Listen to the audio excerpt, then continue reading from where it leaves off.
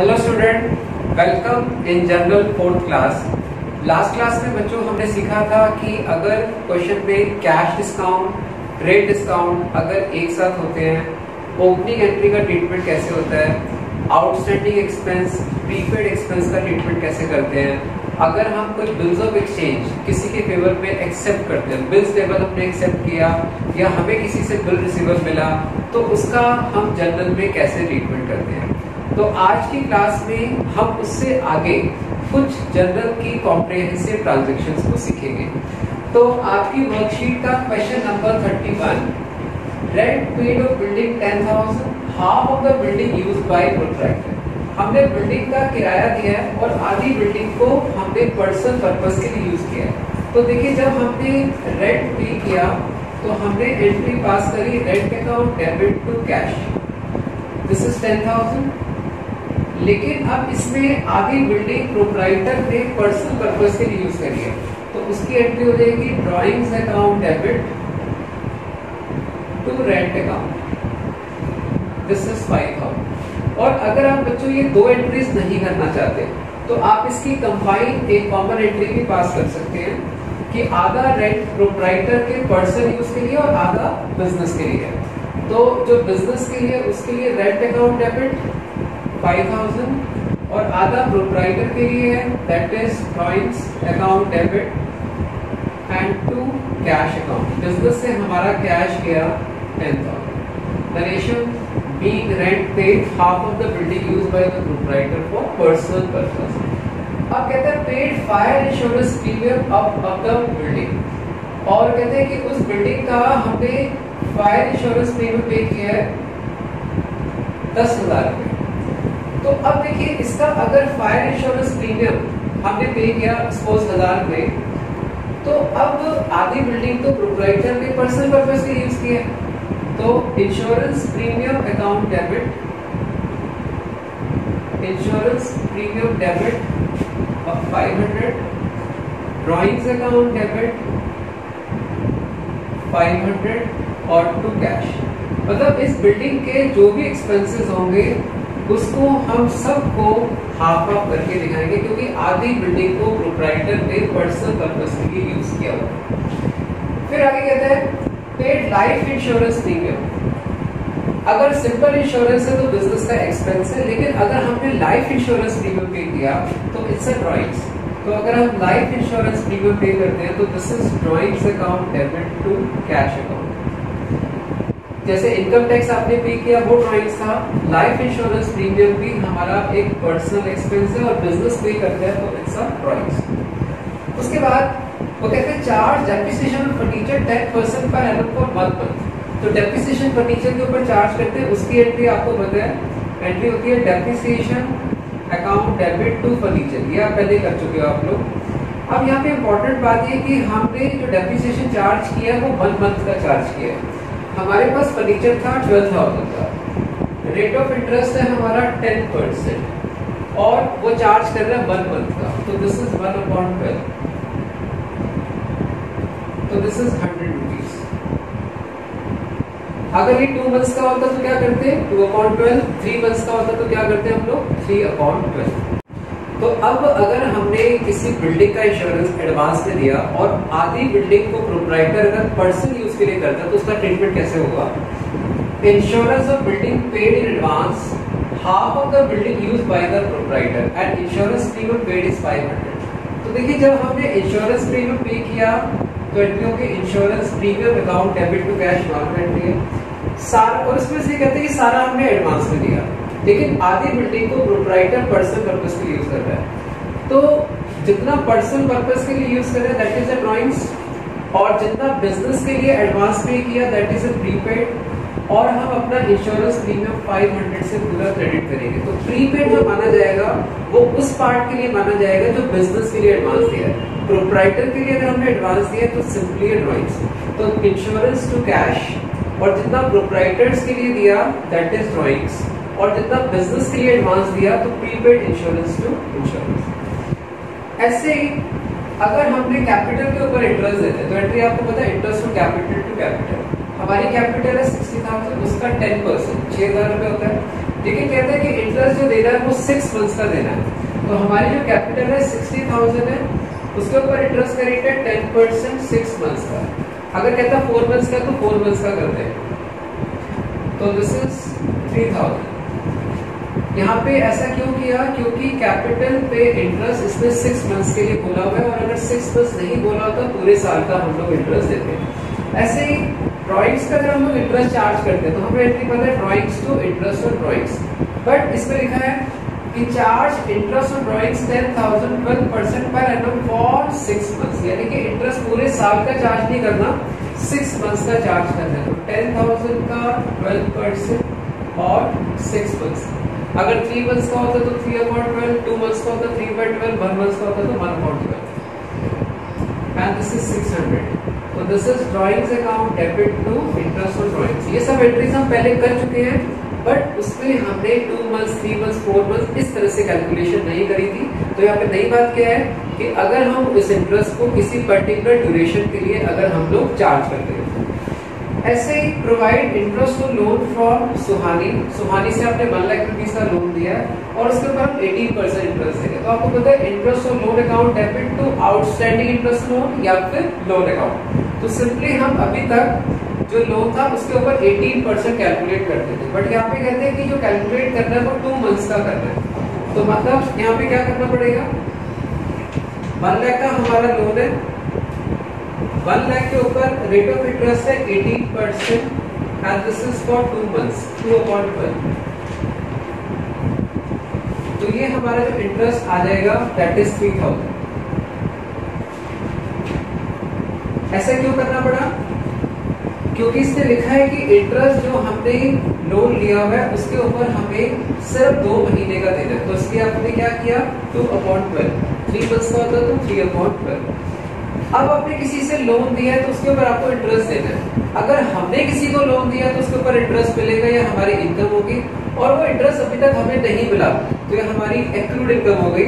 तो accrued interest on loan to interest on loan, ये हमारी इनकम है, इनकम को क्रेडिट करेंगे। अगर मिल जाता तो कैश में डेबिट कर देते हैं, नहीं मिला तो हमारी एक्रूड इनकम है। तो इसमें लिखा है कि जो लोन था हमने 2 लाख का दिया है, उसके ऊपर इंटरेस्ट है 18% और अगेन 2 मंथ्स का। तो 2 लाख का हमने किसी को लोन दिया है, इंटरेस्ट का रेट है 18% एंड 2 मंथ्स। तो अगेन तो ये हमारा बच्चों कितना हो जाएगा? 6,000।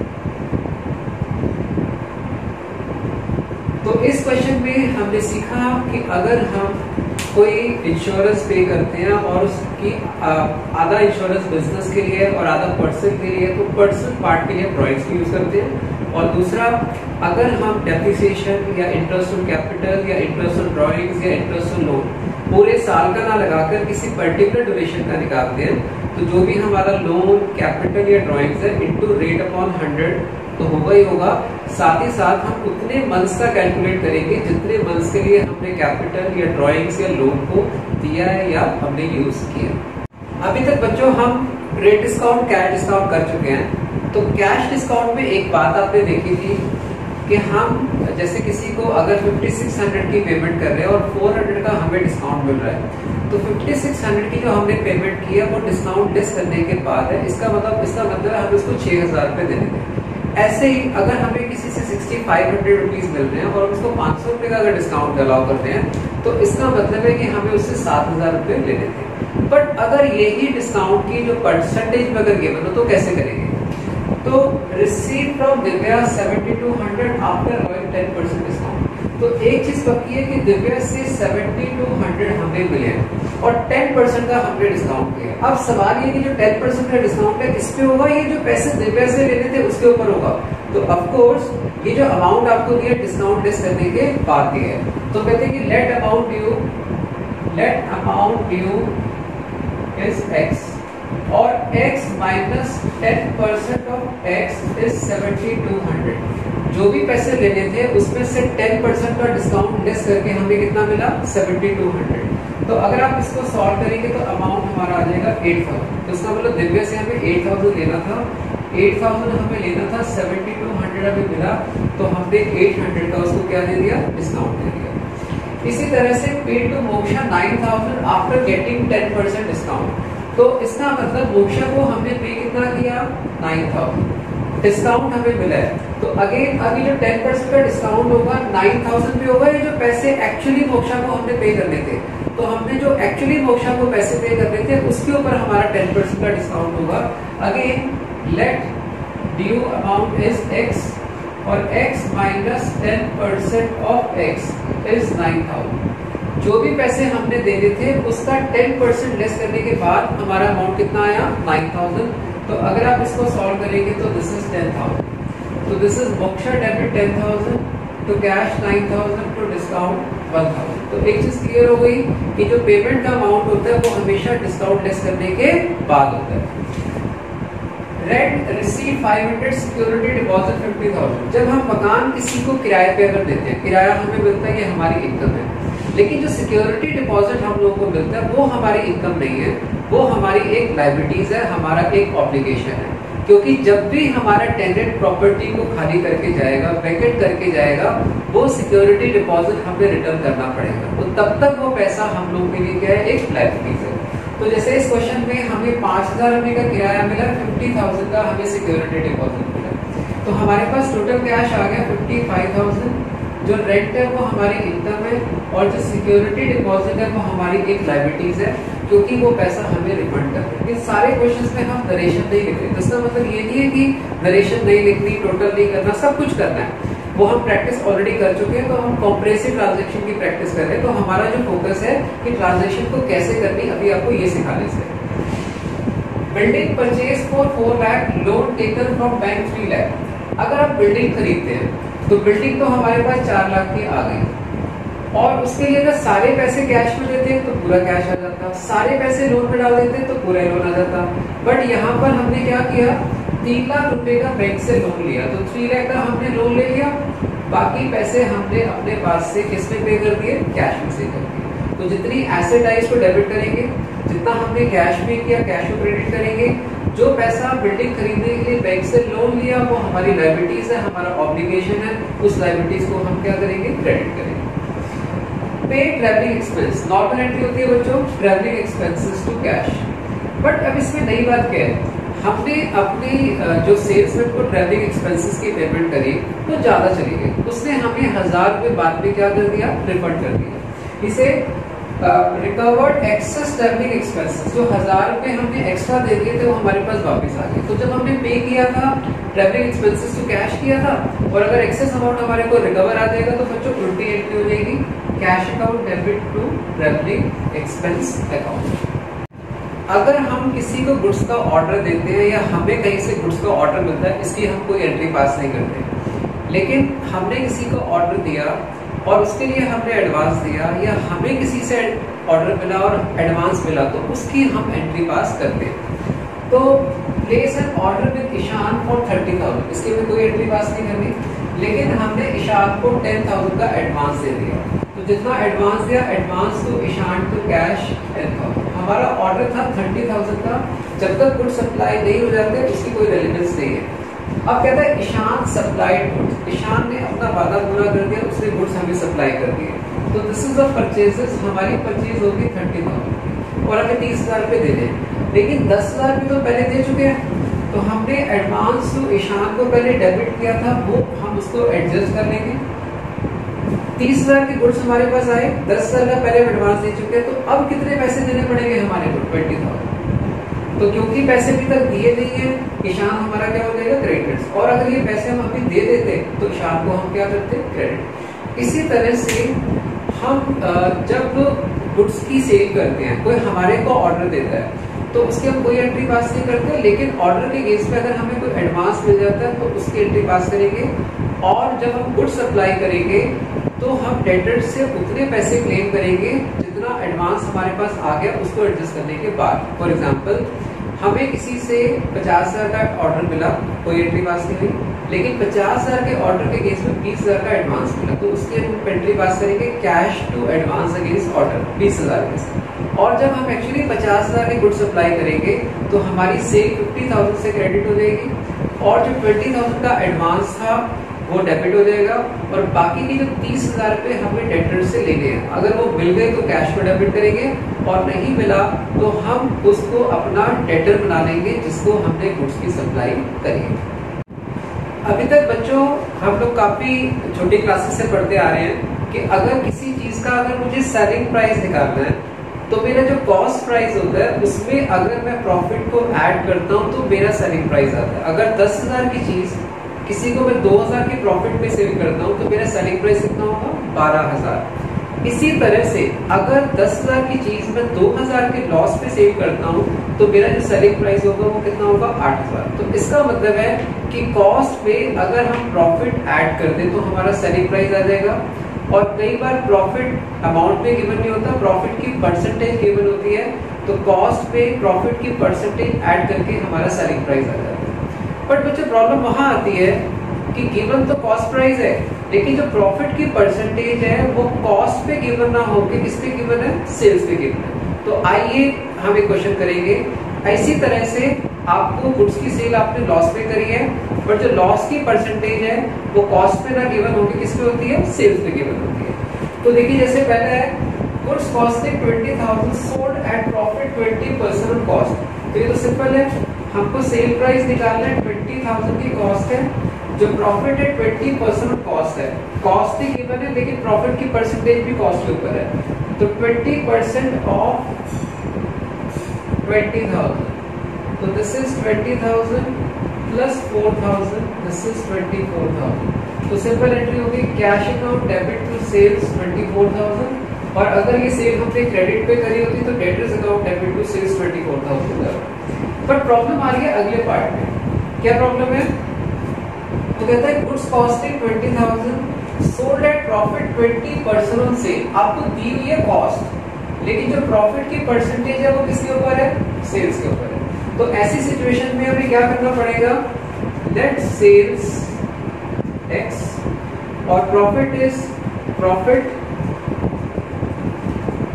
जो हमारा है दैट इज 20% ऑफ एक्स, यानी कि 1/5x। और आपको पता है कि अगर सेल्स हमारी कॉस्ट प्लस प्रॉफिट होती है तो हम क्या कह सकते हैं इसको कि कॉस्ट हमारी क्या हो गई? कॉस्ट हमारी हो गई सेल्स माइनस प्रॉफिट। तो इस क्वेश्चन में कॉस्ट हमारे पास है, तो हमारे को अगर कॉस्ट निकालनी है, cost is x minus 1/5x, और कॉस्ट हम लोग को गिवन है कितनी? 20,000। तो 20,000 equals to x minus 1/5x। तो इसको अगर हम सॉल्व करते हैं तो प्रॉफिट अगर हमारा 20% ऑन कॉस्ट 20% ऑन सेल है, तो अगर हम यहाँ पे सॉल्व करते हैं तो x की जो वैल्यू हमारी आ जाएगी वो कितनी आ जाएगी? 25,000। सेलिंग प्राइस हमारा 25,000 आ जाएगा। तो कैश टू सेल्स हमारा कितना आ गया? 25,000। दोबारा सुन लो क्या हुआ इस क्वेश्चन के अंदर। हम लोग को कॉस्ट प्राइस गिवन है, लेकिन जो प्रॉफिट की परसेंटेज है वो कॉस्ट पे गिवन नहीं है, सेल प्राइस पे गिवन है। तो इस सिचुएशन में हमें लेना पड़ेगा let sales X, profit is 20% of X यानी कि 1/5x, और आपको पता है कि कॉस्ट हमारी क्या होती है? Sales minus profit. तो इस क्वेश्चन में हमें कॉस्ट दी हुई है 20,000, सेल हमने एज्यूम की थी x minus 1/5x, this is 20,000, और x को अगर आप सॉल्व करेंगे तो कितना आ जाएगा हमारा? 25,000। इसी तरह से तो कहते हैं goods costing 20,000 sold at a loss 25% on cost. तो ये तो सिंपल हो गया आपका कि हमारा जो कॉस्ट आपको दी हुई है हमारे को 20,000 की, एंड लॉस इज 25%। तो मतलब कितना हो गया? 20,000 का अगर आप 25% निकाल दें दिस इज 5,000, तो हमारी सेल प्राइस क्या आ जाएगा? 20,000 माइनस 5,000, दिस इज 15,000। तो अगर हमारा प्रॉफिट है तो हम कॉस्ट एंड प्रॉफिट को ऐड करके सेलिंग प्राइस निकालेंगे, और अगर लॉस है तो लॉस को माइनस करके निकालेंगे। This is cash to sales हमारा कितना आ गया? 15। अब जो हमारा अगला पार्ट है उसमें क्या हो रहा है कि गुड्स की कॉस्ट है 20,000, और जो लॉस है वो 25% कॉस्ट पे नहीं है, वो किसके ऊपर है? सेलिंग प्राइस के ऊपर है। तो इस सिचुएशन को हम लोग कैसे करेंगे, आइए हम इसको करते हैं। तो अगर कॉस्ट पे हम गुड्स को प्रॉफिट पे सेल करते हैं तो कॉस्ट में प्रॉफिट को ऐड करके हमारा सेलिंग प्राइस आता है, और अगर हम गुड्स को लॉस पे सेल कर रहे हैं तो कॉस्ट में से लॉस को माइनस करके हमारे पास सेलिंग प्राइस आता है।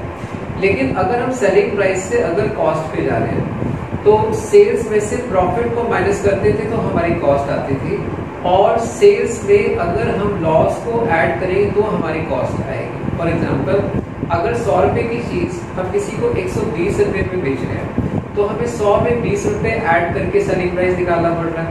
लेकिन अगर 100 रुपए की चीज हम किसी को 20 रुपए के नुकसान पे सेल कर रहे हैं तो 100 में से 20 रुपए माइनस करके 80 रुपए हमारा सेलिंग प्राइस आया। तो अगर आपको सेलिंग प्राइस से कॉस्ट पे जाना है और वो चीज आपने लॉस पे सेल करी है तो हमेशा सेलिंग प्राइस में लॉस को ऐड करेंगे तो हमारा कॉस्ट प्राइस ज्यादा होगा। तो अब इस क्वेश्चन में क्या हो रहा है कि goods costing 20,000 sold at a loss of 25% on sale. तो हम लोगों को कॉस्ट गिवन है, कॉस्ट इज 20,000 और जो कहते हैं loss is 25% on sale. Let sales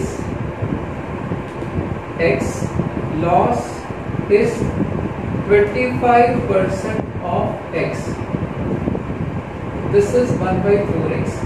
तो आपको पता है कि अगर सेल्स से हमें कॉस्ट पे जाना है तो अगर प्रॉफिट हुआ है तो सेल्स पे से प्रॉफिट को माइनस करके हमारी कॉस्ट आएगी, लेकिन अगर लॉस हुआ है तो सेल्स में लॉस को ऐड करेंगे तो हमारी कॉस्ट आएगी। तो यहाँ पे क्या होगा x प्लस 1/4x, ठीक है। तो दिस इज 20,000। तो यहाँ पर हमारा जो x आ जाएगा वो कितना आ जाएगा 16,000। तो कैश टू सेल्स हमारा जो सेलिंग प्राइस है वो कितना है 16,000। आप चेक कर सकते हो, इससे लिखा हुआ है कि हमारा जो लॉस है 25% ऑन सेल। तो अगर आप 16,000 का 25% निकालते हैं तो कितना आ गया 4,000, और इस 16,000 में सेलिंग प्राइस में अगर हम लॉस को ऐड करते हैं, 16,000 में अगर हम 4,000 को ऐड करते हैं तो बच्चों हमारा क्या आ जाएगा कॉस्ट प्राइस। आपको पता ना कि हमारा जो कॉस्ट प्राइस है that is sale price plus loss, और अगर प्रॉफिट होता है तो सेल प्राइस माइनस प्रॉफिट होगा। तो इस तरह से इस क्वेश्चन में आपने सीखा कि अगर हमारे को गुड्स की प्रॉफिट की परसेंटेज कॉस्ट पे तो कैसे होगा, सेलिंग प्राइस पे तो कैसे होगा, लॉस की परसेंटेज कॉस्ट पे होगा तो कैसे होगा, और सेलिंग प्राइस पे तो कैसे होगा। अब इसी सीक्वेंस में हमारे को दो ट्रांजेक्शन हमारी और है कि अगर उसमें जो प्रॉफिट की जो परसेंटेज है वो थोड़ा सा फ्रैक्शन में गिवन है, जैसे कि आपका इसमें 5th और 6th पार्ट है। इसमें कहते हैं गुड्स कॉस्टिंग 60,000, कॉस्ट हम लोगों को 60,000 की दी है, और कहते हैं कि प्रॉफिट इज 33 1/3 ऑन कॉस्ट। तो बच्चों 33 1/3 परसेंटेज का मतलब क्या होता है, दिस इज 100/3%, और 100/3 परसेंटेज का मतलब क्या होता है 1/100, दिस इज 1/3। दोबारा देखिए, 33 1/3 परसेंटेज का मतलब 100/3%, और परसेंटेज अगर हटाते तो 1/100 आएगा, दिस इज 1/3। तो यानी कि हमारा जो प्रॉफिट है वो 1/3 और कॉस्ट है। तो आपको सेल प्राइस निकालना है, तो आपको पता है सेल्स क्या होती है कॉस्ट प्लस प्रॉफिट, ठीक है। तो यहाँ पर सेलिंग प्राइस सीधा निकल जाएगा 60,000 plus 1/3 of 60,000 and this is 80,000। तो यहाँ पर simple entry cash account debit to sales हमारा कितना आ जाएगा, ठीक है। अब नेक्स्ट पार्ट में कहते हैं आपको दी तो कॉस्ट हुई है, लेकिन जो प्रॉफिट की परसेंटेज है वो किसके ऊपर है, सेल्स के ऊपर है। इसमें फिर वही हमें क्या करना पड़ेगा, let sale price x, let selling price x, ठीक है। और आपको पता है कॉस्ट क्या होती है, सेल्स माइनस प्रॉफिट। तो प्रॉफिट कितना है हमारा 33 1/3, और अभी भी हमने डिस्कस किया 33 1/3 का मतलब 1/3 होता है। तो प्रॉफिट इज 1/3x, और आपको पता है x minus 1/3x equals to 60,000, ठीक है। तो हमारा अगर x की वैल्यू हम निकालेंगे तो कितना आ जाएगा 90,000। एक बार इसको चेक कर लेते हैं, चलो तो हमारा ये 3 आ गया, तो 3x minus x equals to 60,000, तो this is 2x upon 3 equals to 60,000, x हो जाएगा बच्चों 60,000 इंटू 3 अपॉन 3, तो दिस इज 90,000। तो हमारा हो जाएगा cash account debit to sales account कितना होगा 90,000। अगर प्रोप्राइटर अपनी कोई पर्सनल प्रॉपर्टी बेचता है तो बिजनेस का उससे कोई लेना देना नहीं है, लेकिन अगर उसमें से कुछ पैसे वो बिजनेस में लेके आता है, it's like the capital introduce. इसी तरह से अगर हम किसी एनिमल को परचेज करते हैं, उसका अकाउंटिंग क्वेश्चन में क्या ट्रीटमेंट होगा, बैंक से अगर हम कोई ड्राफ्ट बनवा दे तो उसके लिए बैंक हमसे चार्जेस लेगा, उसका क्या ट्रीटमेंट होगा, आइए इस क्वेश्चन में हम लोग करेंगे। तो सोल्ड, इसमें प्रोप्राइटर ने कहता है पर्सनल कार सेल करिए अपनी 2 लाख रुपीज की, हमें कोई मतलब नहीं है, लेकिन उसमें से 1,50,000 को बिजनेस के अंदर लेकर आ गए। तो जो पैसे बिजनेस में लेके आ गए, it's additional capital, simply cash account debit to capital account. और horse for the business, business के लिए आपने कोई हॉर्स खरीदा है, तो कोई भी एनिमल अगर परचेज करते हैं तो this is a life stock. क्या लिखेंगे उसके लिए वर्ड हम, life stock debit to cash. हो सकता है कि हमारा कोई रेस कोर्स का या कोई इस तरह का बिजनेस है जिसमें एनिमल्स की हमें जरूरत पड़ती है, तो जितने भी एनिमल्स होते हैं वो लाइफ स्टॉक की कैटेगरी में आते हैं। Paid to Aditya 20,200 by bank draft, bank से ड्राफ्ट बनवा के दिया है, इन सेटलमेंट ऑफिस ड्यू, उसको देने थे 20,000 रुपए, और क्योंकि हमने लेट पेमेंट करी है 200 रुपए का हमने इंटरेस्ट दिया है, और जब भी हम बैंक से ड्राफ्ट बनवाते हैं तो बैंक उसके लिए हमसे कुछ चार्जेस लेता है। तो इसमें आदित्य के अगेंस्ट में हमारी जो लायबिलिटीज थी वो तो 20,000 की थी, वो 20 से कम हो गई। 200 रुपए का जो हमने इंटरेस्ट दिया वो हमारे लिए एक एक्सपेंस है, और 300 रुपए ड्राफ्ट बनवाने के जो चार्जेस दिए वो हमारे एक्सपेंस है, और हमारा जो अल्टीमेटली बैंक बैलेंस है वो 20,500 से कम हो जाएगा। तो इसमें आप एक चीज ध्यान रखेंगे कि आदित्य को देने तो 20,000 थे, बट 200 हमें इंटरेस्ट के देने पड़े क्योंकि हम लेट पेमेंट कर रहे हैं, और उसको ड्राफ्ट से पेमेंट कर रहे हैं, तो ड्राफ्ट बनवाने के लिए बैंक अपना सर्विस चार्ज देगा, और ये सारे पैसे हमारे अकाउंट से कट जाएंगे, और 20,000 से आधे जो लायबिलिटीज थी वो कम हो जाएगी, और इंटरेस्ट और बैंक चार्जेस हमारे एक्सपेंस है, इसलिए इसे क्या करेंगे, डेबिट करेंगे। सैलरीज, हम हो सकता है किसी एम्प्लॉय को अगर सैलरी पे कर दे तो सिंपल एंट्री होती है salary account debit to cash, लेकिन अगर वो एम्प्लॉय हमारे बिजनेस और घर पे दोनों जगह काम कर रहा है तो बिजनेस की जो सैलरी है वो जो बिजनेस के लिए काम कर रहा है वहीं के लिए दिखाएंगे, और अगर पर्सनल पर्पस की सैलरी बिजनेस अगर पे करता है तो this is considered as drawings. तो उसमें लिखा है कि सैलरीज हमने पे किया 10,000 की, और उसमें से 70% सर्विसेज बिजनेस अवेल कर रहा है और 30% प्रोप्राइटर अवेल कर रहा है। तो जितना 70% बिजनेस अवेल कर रहा है वो बिजनेस में दिखाएंगे 7,000, और जो पर्सनल पर्पस के लिए यूज कर रहा है उसको ड्राइंग दिखाएंगे, और हमारे पास से कैश कितना चला जाएगा 10,000। जब हम किसी से गुड्स परचेज करते हैं तो वो हमें ट्रेड डिस्काउंट भी देता है, और अगर हम जल्दी पेमेंट करते हैं कैश डिस्काउंट भी देते हैं, और उस गुड्स को फिर हम आगे किसी को सेल करते हैं, और वो सेल हम प्रॉफिट पे भी कर सकते हैं और लॉस पे भी सेल करते हैं। और सेलिंग प्राइस डिसाइड करना वो हमारे ऊपर होता है कि कितना सेलिंग प्राइस उसको हम लोग डिसाइड करेंगे। जैसे देखिए goods purchase for 60,000 less 10% trade discount, 5% cash discount. हमने 60,000 के गुड्स परचेज किए, 10% का ट्रेड डिस्काउंट है, 5% का कैश डिस्काउंट है। तो हमारी जो परचेजेस होगी वो ट्रेड डिस्काउंट लेस करने के बाद 54 की होगी, कैश हमने पे किया 51,300, और डिस्काउंट हमने कितना दिया, कितना मिला 2,700। अब यही वाले जो गुड्स थे supplied to Mohan at list price, इसको हमने मोहन को लिस्ट प्राइस पे सप्लाई किया, और इस गुड्स का जो लिस्ट प्राइस था वो कितना था 60,000, ठीक है, और उस पे कहता है 5% का ट्रेड डिस्काउंट है। तो 60,000 का अब 5% अगर हम माइनस करें दिस इज 3,000, तो इसका मतलब इस गुड्स की जो सेल हमने करी है वो 57,000 की। तो जरूरी नहीं कि जिस प्राइस में हमने खरीदा उसी में प्रॉफिट ऐड करेंगे, वो प्रॉफिट किसी भी प्राइस पे इंक्लूड कर सकते हैं। तो now the sale is Mohan to sales 57,000। इसी तरह से बच्चों हमने जब किसी से लोन लिया होता है उसकी पेमेंट हम इंस्टॉलमेंट में करते हैं, और हर इंस्टॉलमेंट में हम क्योंकि पेमेंट धीरे धीरे कर रहे हैं तो जिसको पेमेंट कर रहे हैं वो हमसे इंटरेस्ट चार्ज करता है, वो इंटरेस्ट हम लोगों के लिए एक्सपेंस है। तो जो इंस्टॉलमेंट हम पे कर रहे हैं उसमें जो प्रिंसिपल अमाउंट हम पे करते हैं उससे हमारा लोन कब होता है, और उसके ऊपर जो हमने इंटरेस्ट पे किया वो हमारा एक एक्सपेंस है। फॉर एग्जाम्पल आपने किसी से 5 लाख का लोन लिया और आप उसकी 5 इंस्टॉलमेंट में पेमेंट करते हो, यानी कि 1-1 लाख रुपए की इंस्टॉलमेंट पेमेंट करते हो। अब क्योंकि पेमेंट हमें हम डिले कर रहे हैं, बाद में पेमेंट कर रहे हैं, तो जिससे लोन लिया है वो इंस्टॉलमेंट के साथ साथ हमसे इंटरेस्ट भी लेगा। अब जैसे मान लीजिए 5 लाख के ऊपर 5% का हमसे वो इंटरेस्ट ले रहा है, तो 25,000 रुपए का इंटरेस्ट ले रहा है। तो हम 1 लाख रुपए प्रिंसिपल अमाउंट के पे कर रहे हैं और 25,000 रुपए हम इंटरेस्ट के पे कर रहे हैं। तो टोटल हमने जो 1,25,000 पे किया उससे 1 लाख का हमारा लोन कम होगा और 25,000 रुपए का हमारा क्या होगा, इंटरेस्ट। तो इसी तरह से देखिए कहते हैं पेड लोन इंस्टॉलमेंट 5,500, उसमें इंटरेस्ट के कितने इंक्लूड है, 500। तो एक बात तो पक्की है, 5,500 हमारे पास से कैश गया और उसमें 500 रुपए का हमारा इंटरेस्ट है और हमारा जो लोन कम होगा वो 5,500 का कम नहीं होगा, लोन हमारा 5,000 से कम होगा। तो लोन का अमाउंट जो कम होता है हमेशा इंटरेस्ट को हटा के जो अमाउंट पे किया है उससे कम होता है, और इंस्टॉलमेंट का अमाउंट हमेशा इंटरेस्ट को मिला के बनता है। तो उम्मीद है बच्चों आप सबको ये जनरल अच्छे समझ में आ गया होगा। फिर भी कोई प्रॉब्लम आए तो हमें कॉल या व्हाट्सएप कर सकते हैं। Thank you very much.